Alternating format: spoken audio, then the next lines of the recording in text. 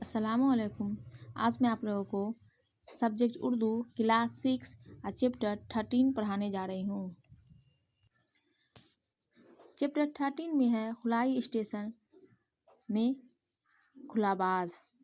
सबक को पढ़ने से पहले हम कुछ अल्फाज के माना पढ़ लेंगे, जिससे सबक पढ़ने में और समझने में आपको आसानी होगी। खुला यानी खाली जगह, मकदार यानी वज़न, अंदाज़ा या तादाद। खुलाबाज सफाई, फ़िज़ाई मुसाफिर, फ़िज़ा में जाने वाला मुसाफिर। पाउच प्लास्टिक की थैली। खुलाई फ़िज़ा में चक्कर लगाने वाला जहाज। रफ़ीक पतला, जरासीम अमराज की जरसूमें। कशिश अपनी तरफ खींचना।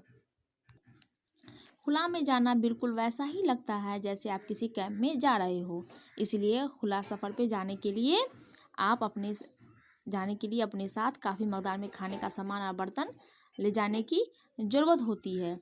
इस बात का ख़ास ख्याल रखना पड़ता है कि खाने का सामान ज़्यादा भारी न हो और न ही ज़्यादा सख्त हो, जिसे खाने लायक बनाना मुश्किल हो जाए, क्योंकि खुला में खाने को ताज़ा और ठंडा रखने के लिए फ्रिज नहीं होते।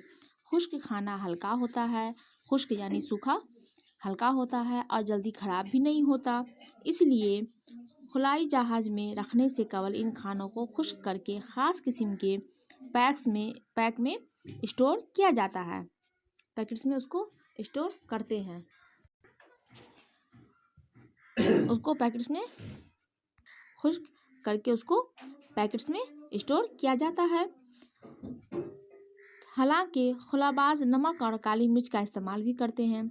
रफ़ीक खाने को कप और गिलास में उड़ जाते हैं, इसलिए खुलाबाज फ्रूट्स ड्रिंक्स बंद पाउच में स्टोर करके डाल के उसे पीते हैं, वहाँ इस्तेमाल करते हैं।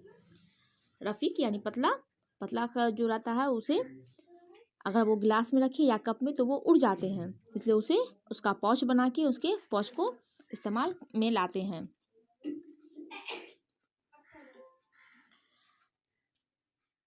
इसके कुछ ग़िज़ाई अज़ौ जैसे खीर, सेब वगैरह ज़मीन की तरह ही जायकेदार लगते हैं, उसमें जायका में कोई फ़र्क नहीं होता है। अब है सफाई।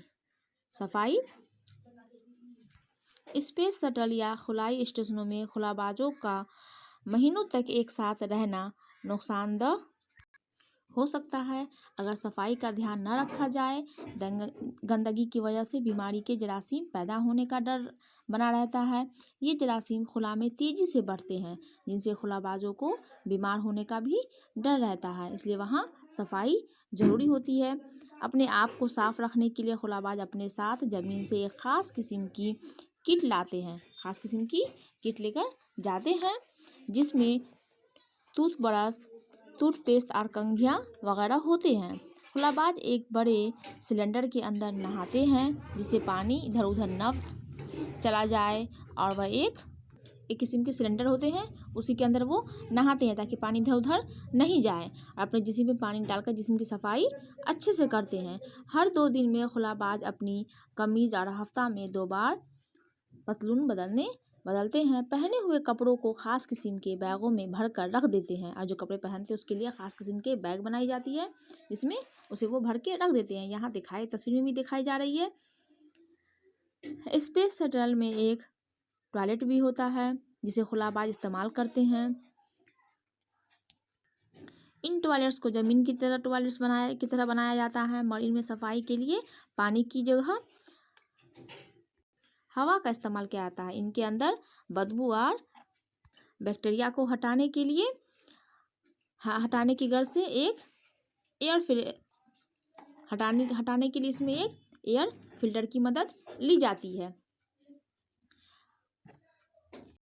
फजला को एक बर्तन में इकट्ठा किया जाता है, और जब शटल वापस ज़मीन पर आती है तो उसे ज़ाया कर दिया जाता है। उसकी गंदगी को एक बर्तन